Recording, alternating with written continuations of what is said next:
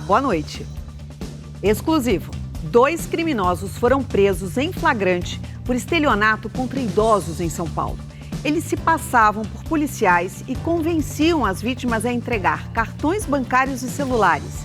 Uma senhora teve um prejuízo de quase R$ 1 milhão. Veja na reportagem de Fábio Diamante e Robson Serântola. Vitor Hugo de Oliveira Dias e Guilherme Henrique Ferri Pequeno ganhavam a vida enganando idosos, segundo a Polícia Civil. Os dois foram presos nesta sexta-feira, depois de fazer mais uma vítima, uma professora de 83 anos. Eles desviaram R$ 900 mil das contas dela. Vitor e Guilherme foram presos logo depois que a idosa saiu desta agência bancária no centro da capital paulista. Ela tinha acabado de fazer mais um saque em dinheiro que seria entregue para a dupla. Os bandidos estavam neste carro branco, perceberam a chegada dos policiais e tentaram fugir. Os investigados começaram a, em alta velocidade, tentar se evadir da equipe policial, mas foram abordados. Os criminosos tentaram, um deles tentou quebrar o celular, mas foi impedido a tempo pela equipe da Polícia Civil. De pronto, eles já confessaram informalmente que estavam ali praticando um golpe contra pessoas idosas, que eles faziam isso desde 2022, pelo menos. O golpe começava com a escolha da vítima em cadastros de bancos comprados ilegalmente.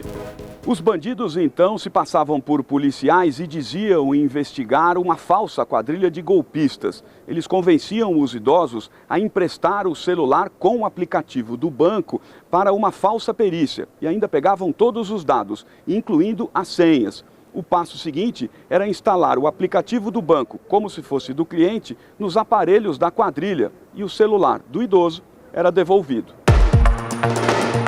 Os estelionatários falsificavam boletins de ocorrência e também pediam dinheiro aos idosos com a desculpa de que a doação ajudaria a investigar os tais golpistas. As vítimas convencidas que estavam auxiliando a investigação sacavam dinheiro em espécie, faziam transferências, realizavam pagamentos, davam o celular para uma suposta falsa perícia, compartilhavam senhas bancárias e nisso os criminosos, em poder dos dados bancários, subtraíam diversos valores. Para não chamar a atenção do banco, os golpistas faziam saques e compras, inicialmente em valores baixos. Mas com o tempo, os bandidos aumentavam as transações. A mudança no perfil dos negócios, o que incluiu até a compra de um aquecedor de piscina de R$ 90 mil, deu um alerta para o banco, que procurou a polícia. Nas redes sociais, os bandidos ostentavam uma vida de luxo às custas do dinheiro de quem trabalhou a vida toda. A polícia já sabe que Vitor e Guilherme tinham a ajuda de pelo menos mais 2 criminosos, que estão sendo procurados. Os 2 foram levados para uma audiência de custódia e tiveram a prisão preventiva decretada pela Justiça neste sábado. Pelo menos 4 idosos foram vítimas da quadrilha. Eles tiraram o sarro, de forma de falar, quando eles foram explicar como que eles cometiam um golpe. Eles falavam que essas pessoas idosas acreditavam só na lábia deles. Ele até falou, um dos criminosos falou, doutor, eu tenho cara de polícia, e deu risada. Hoje é sábado, 21 de fevereiro de 2026. Veja agora os outros destaques desta edição. Turista americana e instrutor brasileiro morrem após asa delta cair no mar no Rio de Janeiro.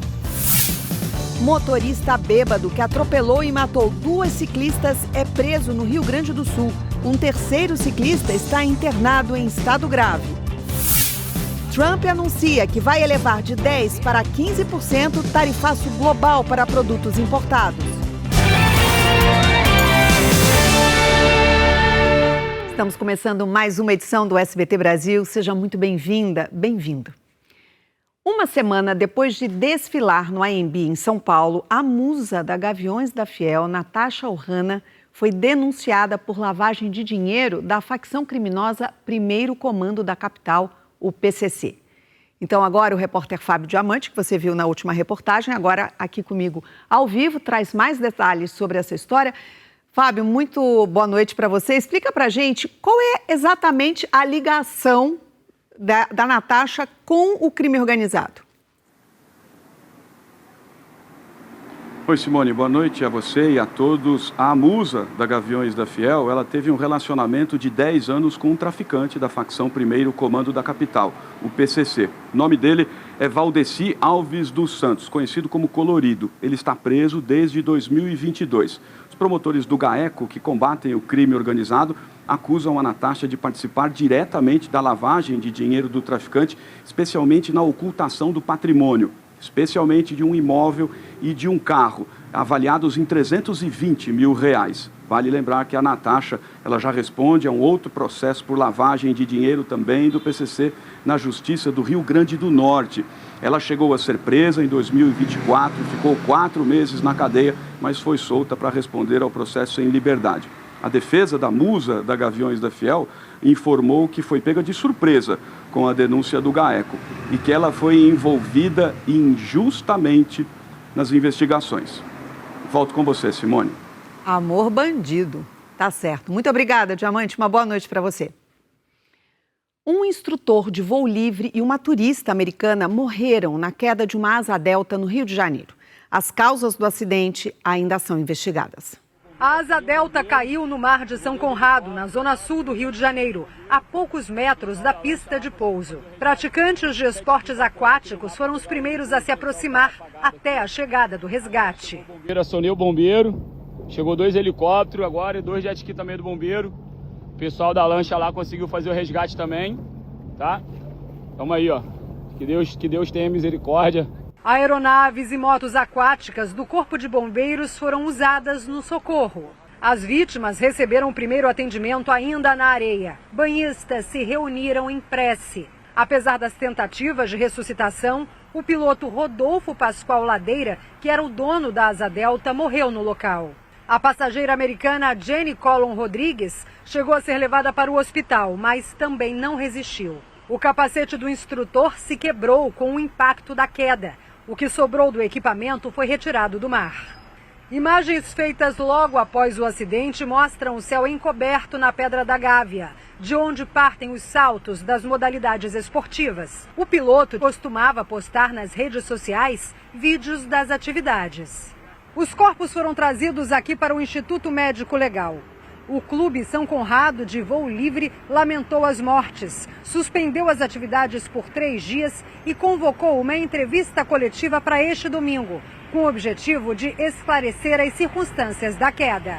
A Agência Nacional de Aviação Civil também apura as causas do acidente. Na tarde deste sábado, familiares do instrutor vieram ao IML, mas preferiram não gravar entrevista.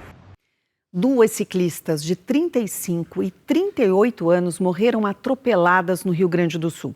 O marido de uma delas está internado em estado grave.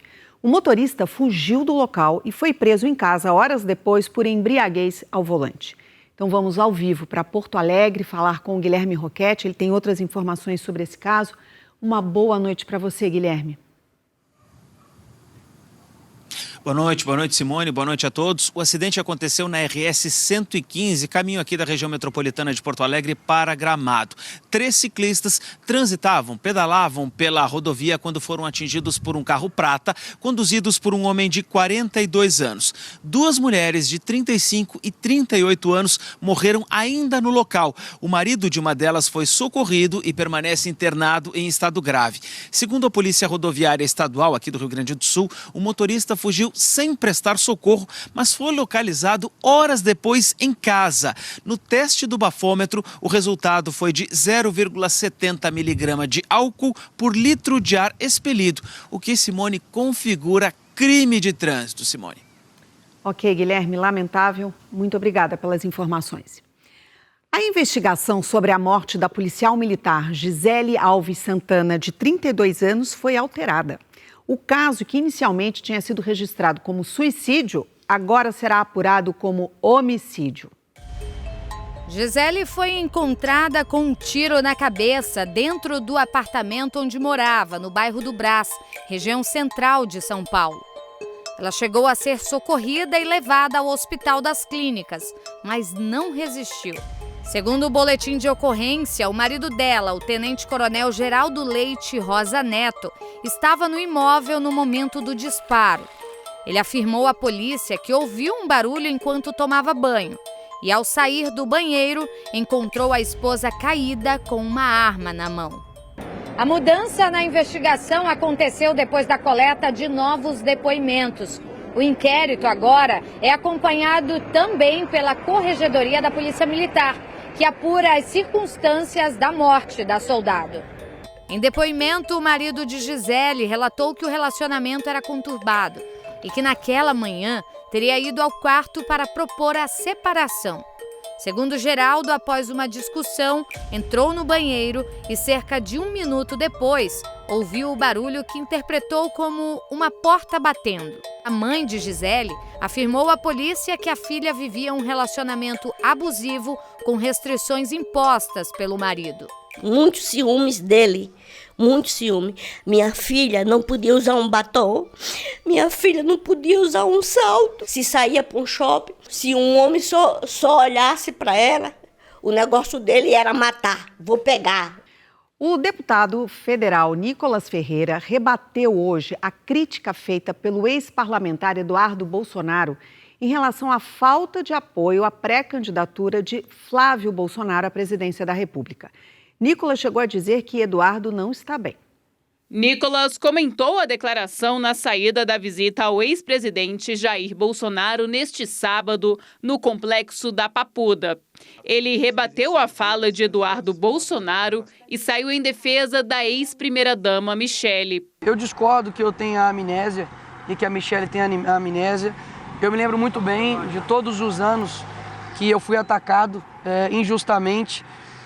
E diante das situações que estão acontecendo, nós temos o pai dele preso, sofrendo dificuldades de saúde, e a prioridade é nos atacar. Então isso diz muito mais sobre ele do que a mim. Ainda sobre uma eventual omissão em relação à pré-campanha de Flávio Bolsonaro, o parlamentar disse já estar acostumado aos ataques de Eduardo e pediu para que o filho do ex-presidente poupe a madrasta Michele. Eu já estou acostumado, já tem mais de 3 anos que eles estão aí nessa saga, mas, deixa a Michele viver o calvário dela. Ela, acima de tudo, é uma esposa, ela é uma mãe que tem que cuidar de uma filha, que está vindo aqui todos os dias preparando alimento para o marido dela, de 70 anos, que está preso injustamente. Então eu acho que o Eduardo não está bem. E eu realmente faço questão de não perder meu tempo com essas divergências. A resposta de Nicolas veio um dia depois do ex-deputado Eduardo Bolsonaro, em entrevista ao SBT News, ter feito críticas públicas a aliados de primeira hora de Jair Bolsonaro, que ainda não teriam se engajado suficientemente na pré-campanha de Flávio. A troca de farpas expõe divergências internas no grupo político. Eu acho que o apoio está aquém do desejável. Eu acho que pessoas que foram eleitas ou estão debaixo do guarda-chuva de Jair Bolsonaro, se dizem seguidoras das suas ordens e determinações, deveriam ter com mais afinco se dedicado à campanha do Flávio. O Nicolas e Michele estão jogando o mesmo jogo, né? Você vê que um lado a lado compartilha o outro e se apoia o outro na rede social, só estão com uma amnésia aí, talvez, né? Não sei por qual motivo. A melhor pergunta é perguntar a eles, eu não quero gerar mais polêmica. Eu, pelo menos, não vi nenhum apoio da Michele, nem um post a favor do Flávio. Ela compartilha o Nicolas a toda hora. O desentendimento deve ser assunto em novas visitas ao ex-presidente Jair Bolsonaro. Ainda neste sábado, além de Nicolas, o ex-presidente recebeu o deputado federal Sanderson. Ele disse que Bolsonaro confirmou que Michele vai concorrer a uma vaga no Senado pelo Distrito Federal. Michele Bolsonaro e Bia Kicis são os nomes que serão apoiados pelo bolsonarismo no Distrito Federal, para o Senado Federal. O presidente dos Estados Unidos, Donald Trump, voltou a desafiar a justiça americana e anunciou um aumento da taxa global que ele mesmo tinha decretado ontem. É uma resposta à Suprema Corte, que decidiu que o tarifaço é ilegal. Em meio à disputa entre a Casa Branca e a Suprema Corte, a tarifa global voltou a subir, menos de 24 horas depois do republicano ter anunciado. A taxa aumentou de 10% para 15%. Segundo Donald Trump, o efeito é imediato. E nos próximos meses, os Estados Unidos vão definir novas tarifas legalmente permissíveis, dando continuidade ao que chamou de tornar a América grande novamente. A nova tarifa foi imposta com base na seção 122 da Lei Comercial do país, que permite ao presidente aplicar uma sobretaxa com limite máximo de 15% por até 150 dias. Depois desse período, o Congresso norte-americano precisa decidir se vai manter ou encerrar os impostos sobre as importações. De acordo com a chefe do Departamento de Análise Econômica da Universidade do Estado do Rio de Janeiro e pesquisadora da FGV, Lia Vals, mesmo tarifas anunciadas como emergenciais podem ser questionadas no parlamento antes desse prazo. Cria um cenário muito nebuloso, né? Primeiro, como é que porque recolheu, né? O Estado ganhou mais de 150, quase 190 bilhões com a receita das tarifas, né, que eles impuseram, né, aí já fica a discussão, vai devolver, né, não é um processo simples. Na sexta-feira, a Suprema Corte dos Estados Unidos considerou o tarifaço de Trump como ilegal. Os ministros concluíram que o presidente norte-americano excedeu a autoridade ao tomar a decisão sem aval do Congresso. A tarifa do Brasil chegou a 50%, na época a mais alta do mundo, mesmo com a balança comercial entre os dois países sendo favorável aos Estados Unidos. Depois da atuação do Planalto e de empresas brasileiras, Trump reduziu parte das sobretaxas. Mesmo com decisão da Suprema Corte norte-americana, o governo de Trump confirmou que vai seguir com a investigação comercial contra o Brasil.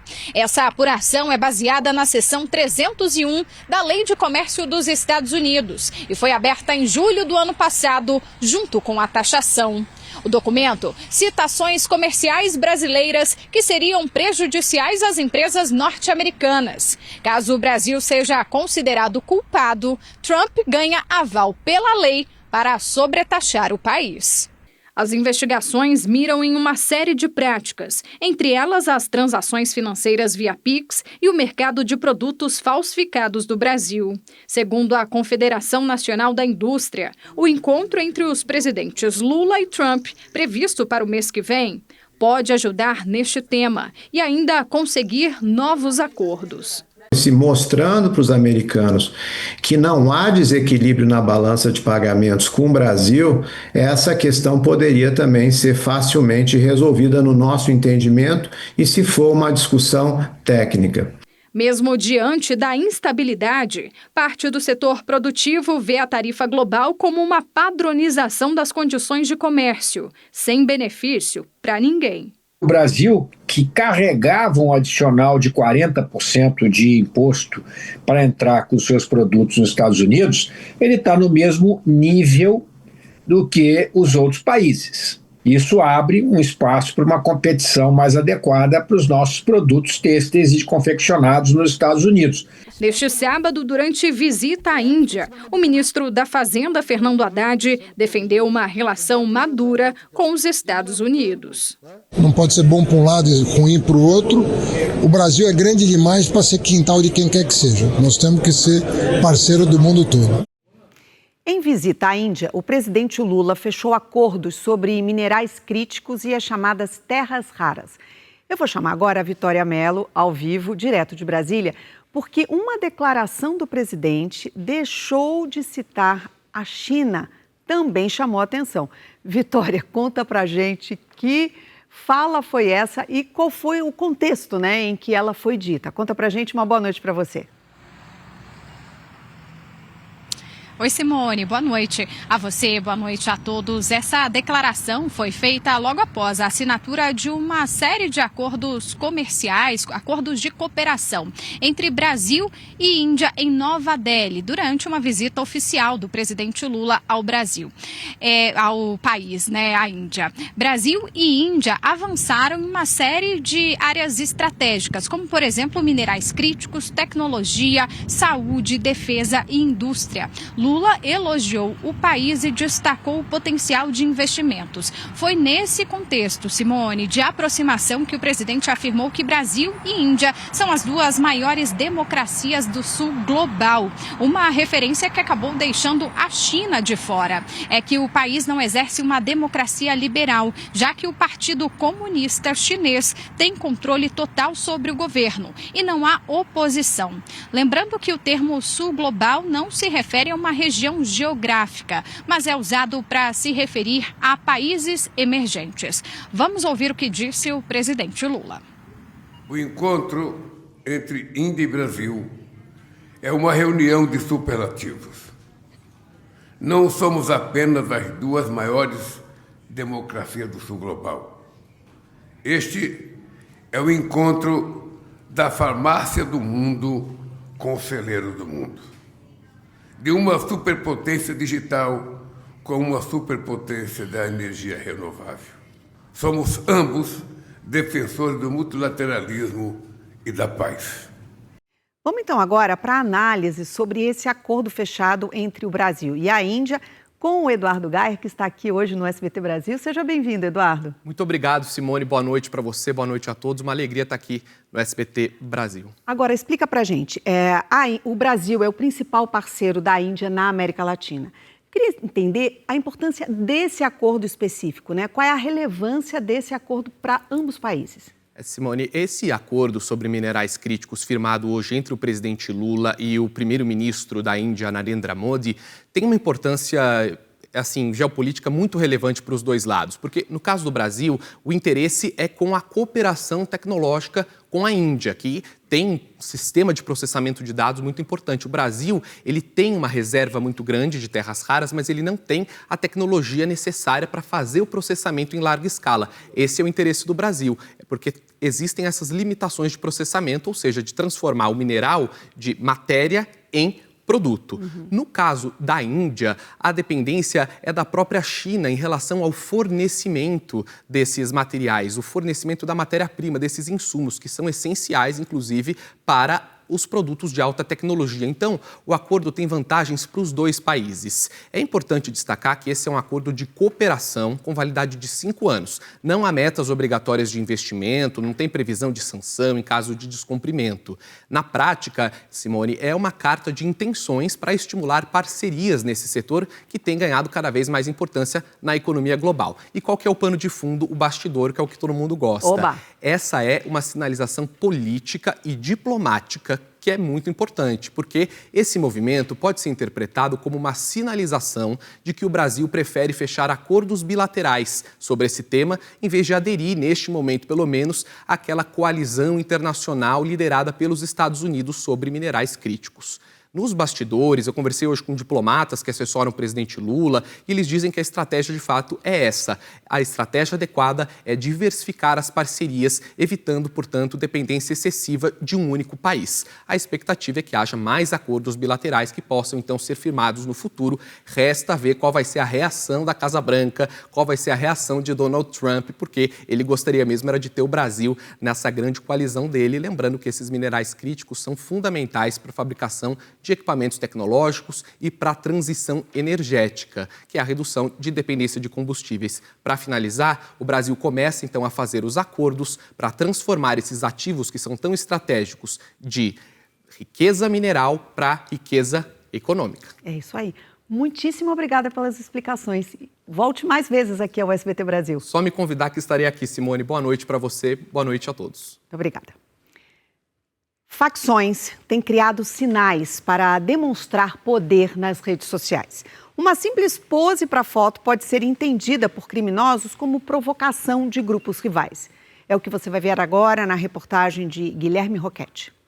Do meio da rua, na zona leste de Porto Alegre, uma jovem de 15 anos foi sequestrada por criminosos. Ela foi mantida em cárcere privado e torturada. Segundo a polícia, a adolescente teria compartilhado uma foto numa rede social.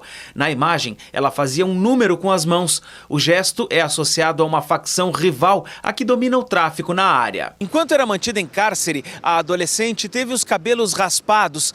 Partes dos dedos das duas mãos foram decepados. Depois da agressão, ela foi socorrida e precisou passar por uma cirurgia. A Polícia Civil conseguiu identificar e prender os suspeitos. 4 homens com idade entre 30 e 45 anos foram presos.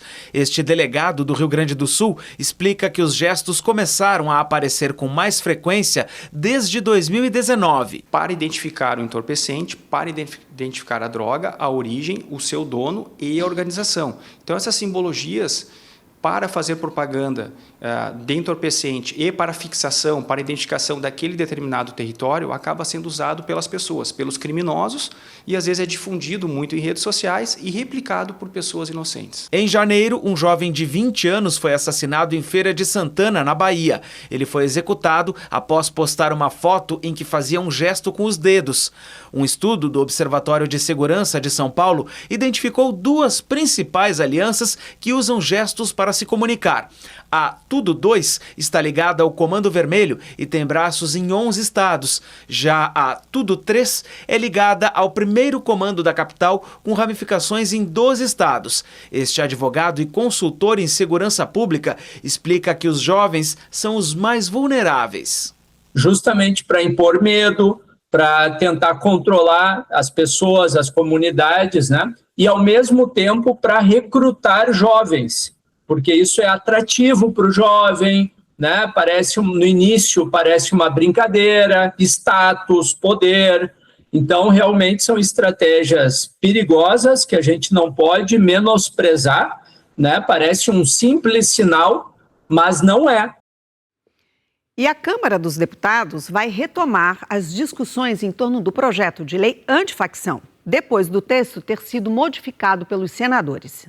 O PL antifacção passou a trancar a pauta do plenário da Câmara e precisa ser votado antes de outros projetos de lei. Por isso, deve voltar a ser discutido pelos deputados na semana que vem. Entre os principais pontos, o texto que veio do Senado prevê aumento de penas para integrantes de grupos criminosos, regras mais rígidas para a progressão de regime e cumprimento de pena em presídios federais de segurança máxima por faccionados. O texto foi aprovado por unanimidade pelos senadores em dezembro do ano passado, após uma tramitação marcada por embates entre governo e oposição na Câmara.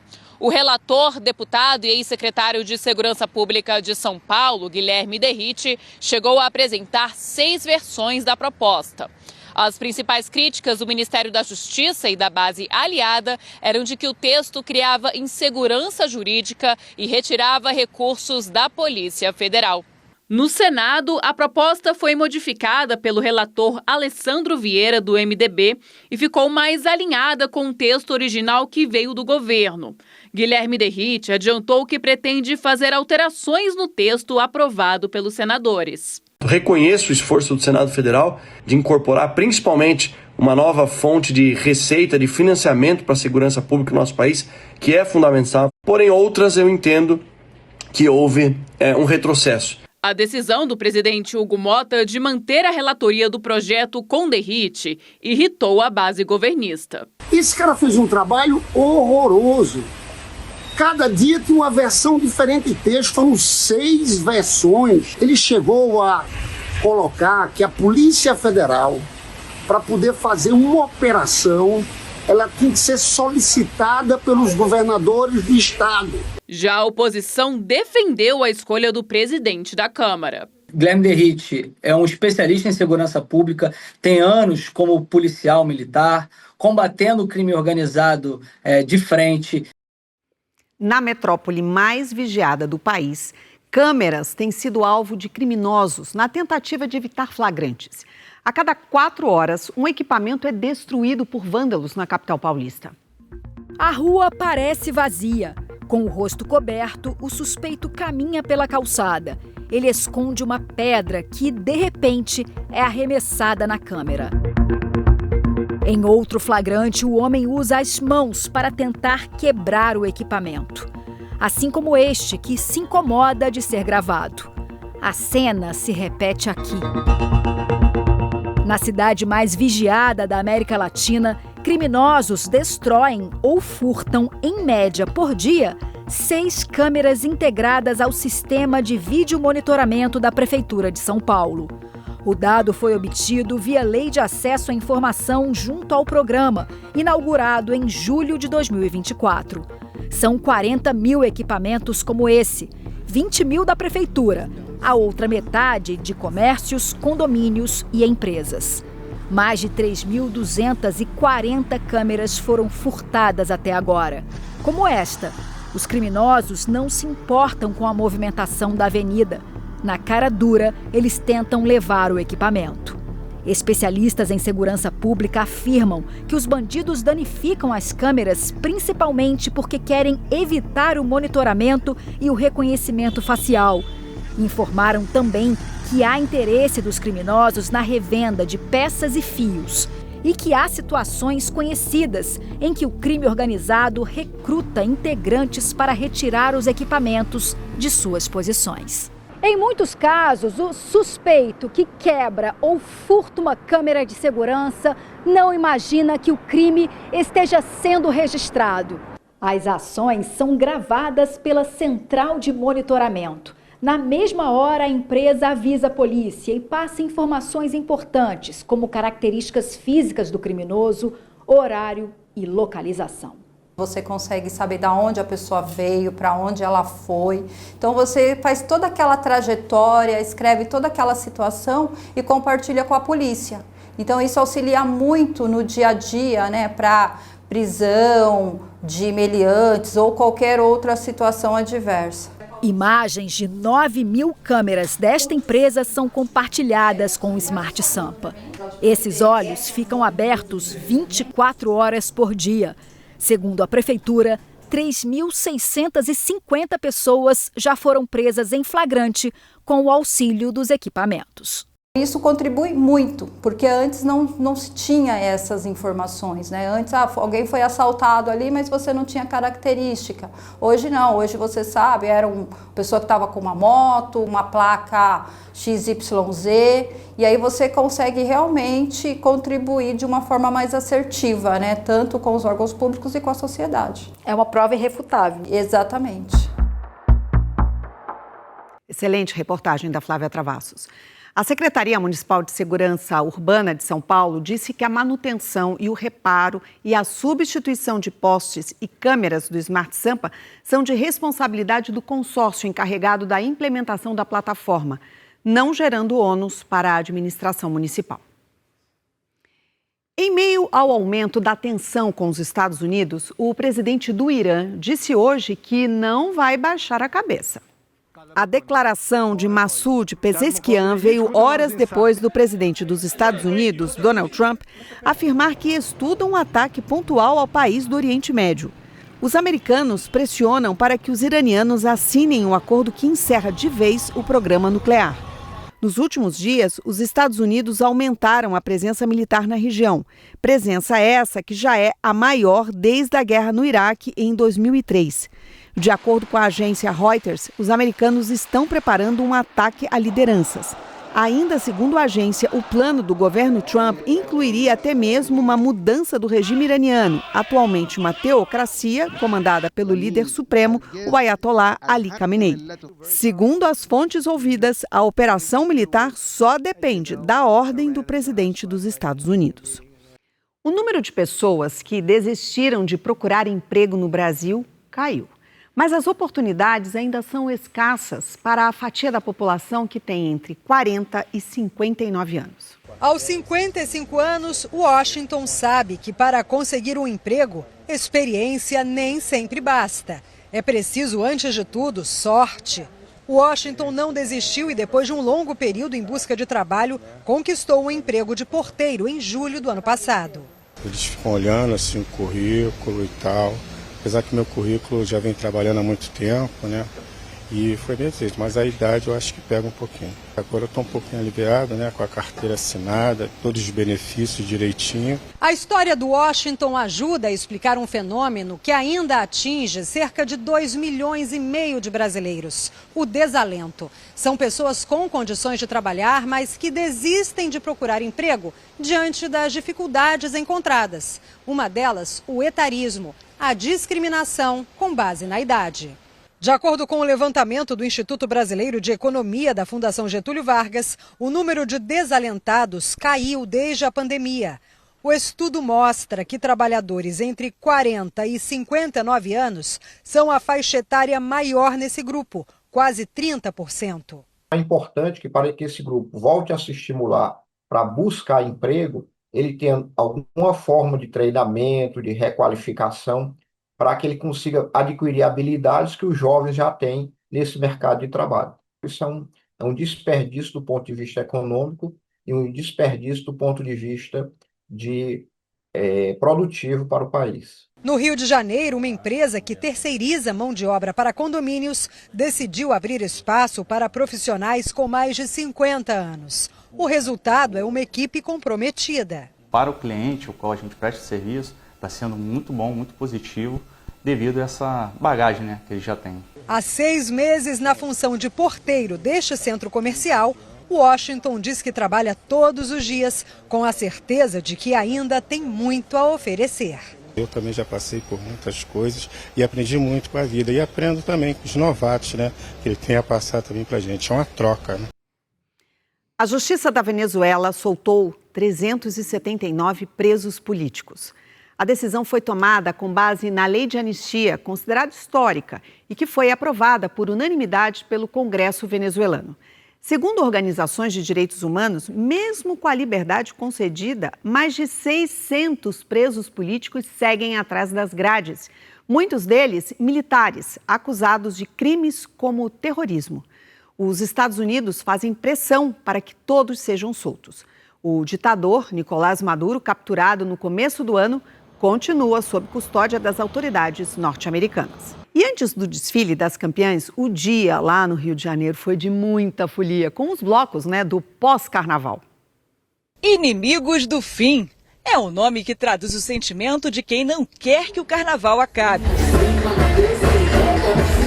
A folia no Rio de Janeiro pode até ser comparada à ave fênix, porque a festa renasce com as cinzas da quarta-feira e só termina mesmo neste domingo. É o caso do bloco Mulheres de Chico, homenagem ao cantor, compositor e escritor Chico Buarque. Aqui, as canções dele ganham uma adaptação para o ritmo de carnaval. O bloco foi criado por mulheres apaixonadas pelas canções de Chico Buarque. Já são 20 anos de carnaval. E por aqui, elas são maioria por todos os lados. Quando a gente começou, a gente não tinha essa noção de que a gente era o primeiro bloco de mulheres. Depois a gente foi entendendo que as pessoas foram falando, a gente foi dando entrevista, vocês são o primeiro bloco de mulheres. Naquela época as mulheres ainda não tinha um monte de escola de samba que ainda não aceitava a mulher tocando na bateria. Outro diferencial do Mulheres de Chico é a pegada concentra, mas não sai. Eu venho há 15 anos, antes era no Leblon, aí depois veio para cá, pro Leme. Tem anos que eu não consigo vir, mas é o bloco que eu mais adoro. Quem queria uma folia com mais gente, aproveitou o bloco da Anitta. 700 mil pessoas ignoraram o calorão para curtir os sucessos da cantora, que mandou um recado todo especial para o SBT. E aí, SBT Folia, mais um ano juntos e hoje estamos aqui, terminando o carnaval. Um beijo para vocês, o Rio tá maravilhoso, a chuva parou só para receber a gente. Beijão! E amanhã tem outro mega bloco no mesmo lugar do bloco da Anitta, o monobloco. Para cuidar da segurança de tanta gente pelas ruas, o governo do estado colocou 7 mil policiais militares em 35 blocos que encerram os festejos desse ano. A prefeitura da cidade estima que o carnaval de 2026 movimente até amanhã quase 6 bilhões de reais. A rede hoteleira bateu recorde. A média de ocupação na cidade alcançou 95%. Cheguei da Bahia sábado de carnaval, fui catando bloquinhos e eu priorizo os blocos mais vazios. Quem comemora a grande concentração são os ambulantes. Superou um pouco as minhas expectativas. Achei que ia ser pior, mas foi boa. Esse carnaval foi bom, as vendas foi boa, deu para fazer um dinheirinho, uma renda extra. E não é só no Rio de Janeiro que a festa não acabou na quarta de cinzas. O sábado de pós-carnaval teve muita lotação também em São Paulo. 71 blocos desfilaram na capital paulista. E o principal destaque não podia ser outro: o bloco Navio Pirata do Baiana System. O naufrágio de uma lancha no Encontro das Águas em Manaus, que completou uma semana, fez emergir um alerta importante: a segurança na navegação em rios da Amazônia. Onde estradas são rios e o vai e vem é feito por barcos e lanchas, segurança é peça-chave. Eu me sinto segura. Colete salva-vidas? Sim, com certeza tem. Precisa melhorar um pouco, acho que em questão da relação assim, em quantidade de pessoas, sabe, ter mais colete, essa fiscalização, acho que tem que ter um pouco desse cuidado. Por esse motivo, o trabalho da Marinha do Brasil se torna ainda mais essencial. Nossas fiscalizações ocorrem todos os dias do ano, de domingo a domingo, nos rios da Amazônia, não só aqui na região de Manaus, mas em toda a Amazônia. Só no ano passado, na região da Amazônia Ocidental, a gente fez mais de 20 mil inspeções, com dezenas de apreensões, centenas de notificações. Aqui na região de Manaus, no passado, foram 5.600 abordagens em embarcações. Quem usa o transporte fluvial também recebe orientações. Dentro da embarcação, ele precisa ter o colete de fácil acesso. Esse colete não pode estar preso, amarrado, ele precisa ter de fácil acesso, ele pode pedir, antes da embarcação começar a navegar, uma instrução de como utilizar o colete e, principalmente, se ele tiver crianças viajando, o colete infantil precisa estar próximo dele e ele pode sim fazer uma pequena demonstração, uma pequena orientação, como colocar o colete infantil, que é um colete bem menor, adequado aí ao tamanho da criança. Na semana passada, o naufrágio de uma embarcação acendeu o sinal de alerta. 71 pessoas foram resgatadas, 3 corpos já foram encontrados, outras 5 vítimas estão desaparecidas. Quem mora aqui na capital amazonense sabe que no Encontro das Águas, onde aconteceu o acidente, as características naturais tornam a navegação ainda mais desafiadora. Correntes fortes, redemoinhos e a junção dos rios Negro e Solimões exigem a atenção redobrada de quem conduz e de quem embarca. Segundo o Corpo de Bombeiros do Amazonas, um sonar identificou a possível localização da lancha submersa. A expectativa é que vítimas ainda possam ser encontradas no interior da embarcação. É uma das hipóteses trabalhada também. O objeto, ele tem as características de uma embarcação, ele tem em torno aí de 40 metros de comprimento, a largura que é bem próxima de uma embarcação e está a quase 60 metros de profundidade.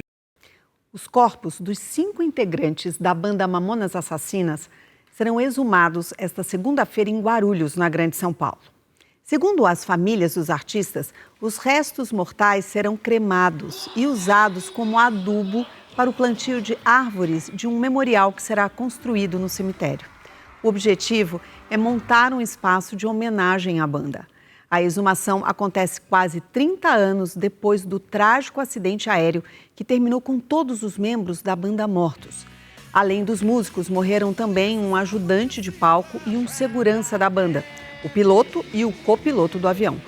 Essa e mais notícias você pode acompanhar também no site do SBT News. É só apontar a câmera do seu celular para o QR Code que aparece agora na sua tela. A Defesa Civil do Rio de Janeiro emitiu alertas de chuvas intensas no estado. Cidades da região metropolitana, Costa Verde e Baixada Fluminense registraram inundações. Em Nova Iguaçu, nos últimos 4 dias, choveu quase 250 milímetros. Isso é mais do que o dobro do esperado para fevereiro. Este hospital ficou completamente inundado. Segundo a administração, o atendimento aos pacientes não foi afetado. Num shopping da cidade, a água caía do teto. Uma forte cachoeira se formou em um dos bairros da cidade. A força da correnteza era impressionante. Quando a chuva parou, restou sujeira e muita lama. Nova Iguaçu permanece em estado de alerta e em Mesquita, na mesma região, ruas também foram cobertas pela enchente. Uma boa notícia: falta 1 mês e meio para a Páscoa. E se você está procurando um trabalho, agora é o momento. Milhares de vagas temporárias estão abertas. A Lúcia é auxiliar nessa loja de varejo em Porto Alegre. O movimento aumenta junto com a chegada da Páscoa. Para ela, o momento representa uma conquista. Uma vaga temporária nessa época do ano virou solução. Eu trabalhava por 5 anos como autônoma. Aí eu tive a oportunidade, pelo site, consegui, me chamaram, trabalhei como temporária, ali um certo período, né? Lúcia fez de tudo para se destacar e deu certo. Logo depois, foi chamada para ocupar o cargo de forma definitiva. Foi muito bom, porque, foi o que eu me dediquei no meu trabalho como temporária, dei meu melhor, né? Aí ele viu o meu potencial e me contratou. São estes períodos que antecedem datas importantes como a Páscoa que ajudam a impulsionar o mercado de trabalho. Muitas vagas temporárias se transformam em posições fixas. No ano passado, o comércio teve crescimento de 2,3% nos empregos formais. Foram cerca de 247 mil contratações. A vaga temporária, ela tem uma característica que a gente percebe que ela não exige que a pessoa tenha uma experiência. E ela acaba entrando muitas vezes até como aprendiz e acaba aprendendo e acaba se dedicando àquele trabalho e acaba ficando na empresa sendo efetivada. Só nesta rede de lojas, cerca de 5 mil vagas temporárias foram abertas para a Páscoa. A Fernanda explica que os currículos de quem se destaca ficam no radar da empresa e, ao abrir novas vagas, eles têm prioridade. Como somos 40 lojas aqui no Rio Grande do Sul, só nessa área, então a gente tem bastante oportunidade, talvez não só na loja que a pessoa está, mas em outras lojas a gente também possui oportunidade de efetivação. Nesta outra rede de lojas, a chance de trabalho também veio de uma vaga temporária. Aos 62 anos, as mãos experientes da Lourdes foram efetivadas no ano passado. Eu vi um anúncio, daí eu mandei currículo. E aí eu fui selecionada. E para mim, foi uma vitória, assim, né? O dono conta que as pessoas contratadas durante a Páscoa são avaliadas para uma futura efetivação no inverno. A gente até antecipa um pouquinho para dar tempo de dar o treinamento para essa equipe se adequar, né? se familiarizar com os produtos, com o espaço que ele vai trabalhar e para atender bem o cliente. Mas quem contrata alerta. Para que o trabalho temporário vire uma jornada definitiva, com carteira assinada e benefícios, é preciso disposição e comprometimento. Quando isso acontece, todos saem ganhando. A empresa, que forma um profissional preparado, e o trabalhador, que conquista espaço. Acreditar, essa é a palavra. Acredite, porque tem oportunidade para todo mundo. É muito bom, né? Porque quando trabalha como autônoma, tu não tem todos os benefícios, né? E agora eu trabalho de carteira assinada, não me preocupo mais porque eu ganho meu salário em dia, tenho os benefícios da empresa, então é muito bom. Tá feliz? Estou feliz. O SBT Brasil exibiu esta semana uma reportagem exclusiva do nosso enviado especial à Ucrânia com a denúncia de tortura de brasileiros por outros brasileiros que foram lutar na guerra contra a Rússia. Uma das vítimas morreu. Agora, a Polícia Federal incluiu o nome do chefe do batalhão onde ocorreram esses crimes em uma lista de interesse. Quem traz os detalhes é o enviado especial Sérgio Uti, direto de Kiev. A decisão de colocar o nome de Leanderson Paulino na lista de interesses da Polícia Federal pode ter várias consequências. A principal delas, ele pode ser chamado para depor caso entre em território brasileiro. Essa informação também ficará à disposição dos adidos da Polícia Federal nos países onde existe essa função. Eventualmente, isso ainda não aconteceu, mas é possível que essa informação chegue também à Interpol, a Polícia Internacional. Leanderson Paulino é comandante da unidade Advanced, onde treinava e morreu o brasileiro Bruno Gabriel Leal da Silva, de 24 anos, em 28 de dezembro do ano passado.